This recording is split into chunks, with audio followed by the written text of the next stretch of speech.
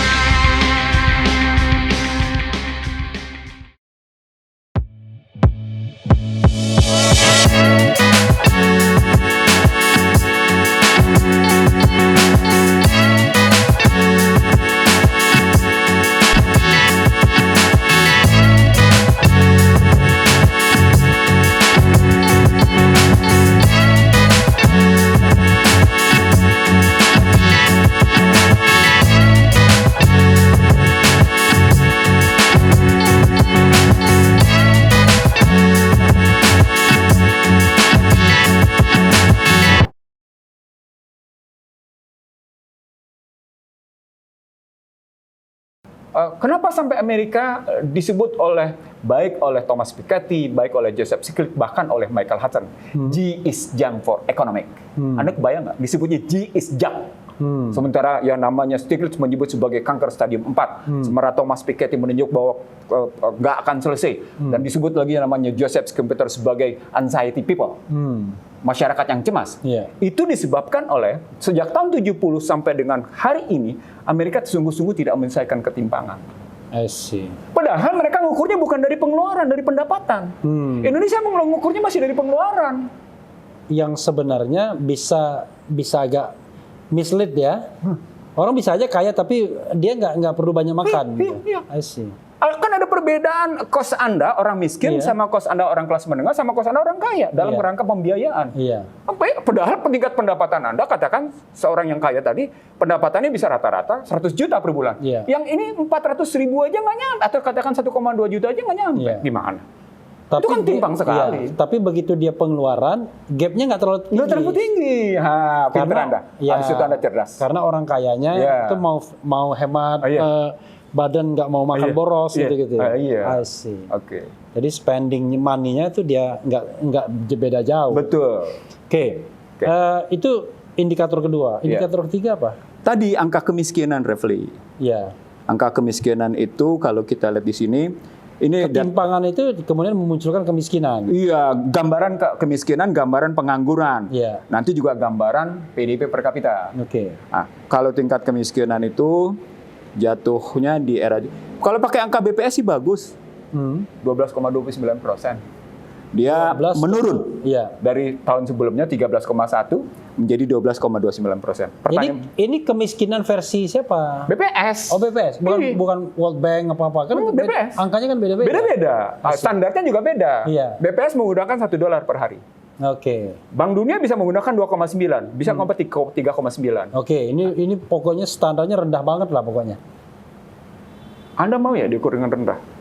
Nah, ya makanya. Iya, kan artinya sesungguhnya lagi-lagi ketika kita menggunakan standar-standar itu, maka pertanyaan berikutnya adalah kenapa BPS menggunakan standar itu? Ya. Saya terusin refleks. Ya. Kalau orang ribut kemarin nikel 90% keluar. Ya. Kecil nikel itu 90% keluar. Miner yang lain lebih gila dari itu. Misalnya Emas, oke. molybdenum, Iya. perak, tembaga, batu bara. Keluar semua itu. Paling tidak keuntungan korporasi swasta dapatnya berapa? Iya. Yang masuk negaranya kecil. Iya, kecil itu. Itu makanya saya mau swasta dapat duit tapi simpennya di luar negeri. Itu makanya saya memasalahkan refli perspektifnya. Tadi Anda bicara tentang tidak efektifnya anggaran. Iya. Saya pernah memasalahkan ini kepada Menteri Keuangan. Saya minta Menteri Keuangan membongkar PNBP. Kan tidak pernah kelihatan jenisnya, bagaimana strukturnya gitu. Pendapatan negara bukan pajak itu akan kelihatan. Sementara ini orang cuma tahu undang-undang pendapatan negara bukan pajak, tapi apa jenisnya, berapa besarnya, bagaimana ketentuannya, relasinya apa saja. Waduh. Ya kemarin kan gini lah. Ya. Waduh, diglorifikasi pendapatan nikel kita gara-gara hilirisasi meningkat. Ya, angkanya meningkat, tapi yang ono lebih banyak dapatnya. Yang swasta dan kemudian luar. Glorifikasi itu pertama. Kesalahan pertamanya ini protes saya ke teman-teman ekonom makro ya. Yeah. Teori PDB itu sejak tahun 70 sudah diprotes dengan nama trickle down effect, efek menetes. Namanya saja trickle down effect sudah memalukan, efek menetes ke bawah. Yeah. Kok Anda mau sih menggunakan tesis menetes ke bawah gitu? Minta, memang harap begitu ya. Iya, gimana sih? Dan itu sesungguhnya sudah diprotes sejak tahun 1970, sejak Nixon shock tepatnya. The death of economic, Paul Omerot. Yeah. Kalau ngambil ekonomi politiknya begitu. Yeah. Hingga hari ini itu masih dipakai. Artinya orang tidak punya alternatif atas pemikiran PDB. Padahal sudah terjadi pergeseran pertarungan. Saya menyebut begini, Refli. Di negerinya sendiri, di Amerika sendiri, pertarungan pemikiran tentang new economic thinking, new economic thinking, perdebatannya luar biasa. Kalau kita dengar di sini para ekonom tidak saling caci maki, di Amerika para ekonom itu bisa saling caci maki. Mereka bisa menyebut bahwa aliran new economic thinking atau modern monetary economy itu sebagai hoodoo economic, ekonomi setan. Sementara yang top itu bicara mainstream, itu menyatakan bahwa mereka paling berhasil mengatasi berbagai masalah. Okay. Dan ini pertarungan pemikirannya seru gitu kalau masuknya di situ ya. Oke, iya itu memang nanti butuh 7 hari 7 malam kita kalau membahas. Bukan, saya ingin mengatakan betapa ketinggalannya pemikiran ekonomi di Indonesia. I see. Okay. Gitu loh. Apalagi orang awam seperti saya yang tidak paham kan. Iya. Oke. Itu tadi indikator ketiga kemiskinan. Iya. Pengangguran kita lihat. Kemiskinan berapa tadi? 12,29 tadi. 12,29 dengan ukuran yang sama era SBY berapa? Oh, kalau di era SBY pernah kejadian itu 24,2. 24,2 dengan 24,2 itu di eranya 9798. Yeah. Lalu di era SBY era SBY bagus. Sampai dengan era SBY 2008-2011 itu 11,41 sampai dengan 10,21. Oke, sekarang 12,29. Oke.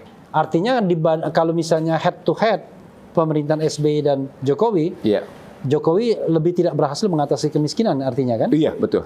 Dengan baseline yang sama ya? Iya. Dengan baseline yang sama yaitu BPS tadi kan? Saya harus mengatakan begini, Refli, karena Anda bertanya kayak gitu, dalam studi banding kayak gitu ya. Ini saya bacakan ulang ya. Kemiskinan 2008. Itu di 2008 jatuhnya 2008 18,93. Tapi 2011 SBY berhasil menurunkan menjadi 12,55. Relatif sama. Oh, relatif sama. Oke. Artinya kalau kita bicara tentang yang terbelakang, ya tidak berhasil juga. Kan tugasnya adalah memperbaiki. Iya. Kalau misalnya sama, sami mahon podo ya. Nama programnya Poverty Reduction Program. Oh, sih. Jadi program pengurangan kemiskinan yang gagal.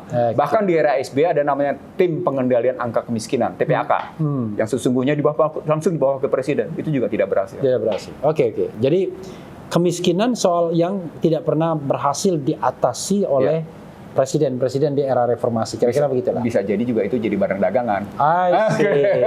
Barang dagangan untuk ngapain? Untuk pinjam duit. Betul sekali. Untuk minta sumbangan. Betul sekali. Oke. Yaudah, oke. Itu kemiskinan. Berikutnya bisa kita lihat sekarang pada angka pengangguran. Tingkat pengangguran. Di era SBY jatuhnya 11,41, di 2011-nya 10,21, di era Joko Widodo 5,13, kelihatan sukses pengangguran. Oke. Pengertiannya itu kan dia 5% dari populasi ya? Angkatan kerja. Angkatan kerja ya? Bukan populasi. Angkatan kerja itu dari... Misalnya 110 juta. Ya, maksudnya dari misalnya angkatan kerjanya dari 15 sampai 64. Oke, dari usia 15 produktif. Ya, usia 15 64 Iya. dan persentasenya segitu. Iya, menurun. Oke. Persoalan pokoknya bukan soal angkanya menurun. Jumlah absolutnya? Bukan. Apa? Pengertian kerjanya gimana? I see. Definisi kerjanya gimana? Apakah Anda menghitung 1 jam kerja dalam seminggu sebagai kerja? Masa dalam pada posisi survei 1 jam kerja dalam seminggu dianggap sebagai kerja? Kerja apaan begitu? Gitu. Atau kerja bikin media sosial sendiri yang nggak jelas penghasilannya, iya. Dianggap kerja juga. Kerja juga gitu. Karena orang kan semua bisa bikin YouTube, podcast, bisa bikin podcast. Iya, Gitu. iya. Oke, lanjutkan. Oke. Lalu apalagi Anda mau tanya? Iya, dari segi IPM. Nah, dari sisi pengangguran tadi berapa? 5, tadi Anda tanya ulang. Ya. Di sini pengangguran menjadi 5,13, naik dia sedikit 5,86. Dari 5,13. Dari tahun-tahun sebelumnya? Enggak, di era Joko Widodo saja, dari 2018 ke 2022. Oke, tetapi pertanyaan gugatannya adalah apa yang dimaksud dengan bekerja tadi? Betul, satu. Yang kedua, siapa yang nganggur? Pertanyaan serunya. Iya. Kalau yang nganggur adalah anak-anak sekolah lulusan kejuruan dan anak-anak perguruan tinggi, means yang masuk ke pasar kerja itu adalah anak-anak tidak terampil. Apa artinya? Buruh kerja murah. I see. Apa artinya? Ultra modern slavery system. I see. Sistem perbudakan modern yang ultra. Anda budak tapi Anda tidak merasa sebagai budak. I see. Itu kajian saya, Refli. Oke. Apalagi? Ya berikutnya apa lagi? Oke, bisa kita lihat pada IPM. Ada IPM, ya? ada IPM. IPM itu bisa kita lihat indeks pembangunan manusia. Ya. Indeks pembangunan manusia itu dilihat pada Joko Widodo membaik. 71,39 menjadi 72,91. Itu HDI ya, Human Development Index. Betul. Ngitungnya seperti apa? Tergantung indikator apa yang pakai. Itu gabungan dari rata-rata lama sekolah. Oke. Ya kan? Rata-rata lama sekolah berapa? Nah, Indonesia rata-rata lama sekolah itu di bawah 9 tahun. Oke, makin lama sekolah makin bagus. Makin bagus. Jadi ada yang 9 tahun, bahkan ada yang kelas 2 SMP cuma. Oke. Jadi 6 tambah 3 9, tapi rata-rata 9. Oke, lalu berikutnya juga Anda bisa lihat kalau diambil dari IPM itu selain rata-rata lama sekolah, usia harapan hidup. Oke. Nah, usia harapan hidup meningkat dari 65 ke 68, sekarang rata-rata 70. Lalu dihitung lagi tingkat pendapatan. Oke. Tingkat pendapatan juga masuk diukur, variabel ya? IPM. Oke. Nah, makanya dianggap membaik. Problematiknya tingkat pengeluaran juga enggak? Oh iya, mau tidak mau begitu masuk posisi kayak gitu. Pemerintah menambahkan 2. Nilai tukar petani dan nilai tukar nelayan. Karena nilai tukar itu dihitung berapa pendapatan dan berapa pengeluaran pada petani dan pada nelayan, saya menganggap akalnya tidak akurat. Jadi saya tidak berani menggunakannya. Saya masih berani menggunakan ini. Kenapa? Karena saya gunakan ini karena indikatornya adalah soal SDG, Sustainable Development Goals. Iya, jadi kalau soal HDI ini, Bang ya. HDI ini angkanya berapa tadi? Terakhir itu naik Joko Widodo tuh. Yeah. HDI terakhir dimiliki oleh Joko Widodo naik dari 71,39 menjadi 72,91. 71, 72 itu dari apa ngitungnya? Itu tadi dari 3 komponen. Enggak, maksudnya kalau misalnya angka maksimalnya berapa? 100? Bisa 100, bisa paling baik. Kayak kalau di Indonesia, kalau di ASEAN yang terbaik Singapura. Bahkan Singapura termasuk High Development Index tertinggi. Berapa? Mendekati 80-an ke atas itu. Oke, jadi nilai maksimal 100 ya. 100, artinya kita mengatakan peningkatan itu 100% gitu ya. Dan tidak mungkin 0%, berarti nggak kerja. Tapi bisa nggak negatif HDI itu? Bisa saja. Bisa aja ya, mungkin perang, kelaparan gitu. Oke. Jadi kita mencapai 72,91. Oke. Jadi tetapi di antara G20 itu katanya kita paling rendah nomor 19 itu kalau HDI-nya. Makanya jangan bangga. Oke, Bang. Ini karena waktu juga ya, karena kita juga ada janji meeting bareng Bang Ihsan juga. Mungkin Bang Ihsan bisa memberikan closing statement yang mudah dipahami rakyat untuk menilai performa ekonomi pemerintahan Presiden Jokowi yang kadang-kadang orang mengatakan lu kan sentimen doang. Iya, oke. Karena orang melihatnya kan kasat mata, jembatan, pembangunan infrastruktur, pelabuhan dan lain sebagainya untuk mengatakan bahwa pemerintahan ini berhasil. Bahkan dikatakan sebagai pemerintahan terbaik sepanjang masa. Kira-kira begitu. Ini mohon maaf ya kepada mereka-mereka yang sering mengatakan demikian, karena kita hanya ingin mencari kebenaran bukan pembenaran. Silakan Bang. Saya ngambil dulu angka utang ya. Angka utang terjadi dari mulai ini saya ngambil dari mulai debt service ratio-nya ya, rasio utang terhadap PDB gitu ya, itu dari 34 memang menurun menjadi 30,13%. Tetapi jumlahnya dari segi jumlah utang itu meningkat luar biasa dari jumlah 2.608 triliun menjadi 6.160 triliun. Itu baru utang pemerintah ya? Bukan, utang luar negeri Indonesia. Artinya pemerintah dan swasta. Tapi utang memang luar negeri. Memang terjadi struktur swasta makin meningkat, pemerintah menurun sedikit. Artinya strukturnya cuma 5149. Itu kalau kita menyederhanakan dari aspek utang, kalau mau dilihat. Lalu berikutnya, karena tadi Anda bicaranya tentang infrastruktur, kalau keseimbangan primer, angkanya begini Refli, tetap negatif. Ya Refli ya. Angkanya bahkan ini sampai dengan 2027. Tetap negatif keseimbangan primer. Nih. Maksudnya keseimbangan primer itu? Antara modal masuk sama kaitan dengan ekspor impor, mana lebih besar? Ketika modal negatif, dia keseimbangan primer jelek. Gitu loh. Jadi perbandingan neraca perdagangan sama neraca modal finansial. Sampai 2027 masih negatif angkanya. Gitu. Berikutnya kalau kita ambil, ini tadi Anda bicara tentang BUMN aja dulu, indikator. Nah ini BUMN, PMN-nya menarik nih, jumlah PMN-nya dari 2015 ke 2021, penyertaan modal negara 253,10 triliun. Apanya itu? Peningkatannya? Jumlahnya? Jumlahnya. Dalam rentang waktu itu? Ya, 253,10 triliun. 253,10 triliun. Nilai tambah yang diberikannya ya 23,68%. Artinya selama rata-rata 6 tahunan itu rata-rata cuma 3,38%. Nilai tambah dari investasi? Dari 253 tadi, cuma 3,38%. Sementara Anda menjual surat utang dengan tingkat suku bunga 6,84 negatif. Minus dong? Wih, ya benar. Pinter Anda. Itu, Satu lagi terakhir. Kita ngambil perspektif infrastruktur. Infrastruktur kita bandingkan yang dibangga-banggakan itu berdasarkan struktur pembiayaan, gitu ya. Pada RPJMN 2015-2019, APBN atau APBND besarnya itu jumlahnya adalah 1.978,6 triliun atau 41,25%. BUMN jumlahnya persentase aja ya, biar cepat, 22,23%. Badan usaha swasta, korporasi swasta 36,52%. Tapi jangan salah, BUMN dipaksa dalam tanda petik untuk memperoleh profit. Aslinya dia tidak masuk dalam hajat hidup orang banyak. Dia tunduk pada hukum korporasi, harus meraih keuntungan. Maka ketika kita geser RPJMN 2020 ke 2024, peranan APBN menurun. Menurunnya minus 10%.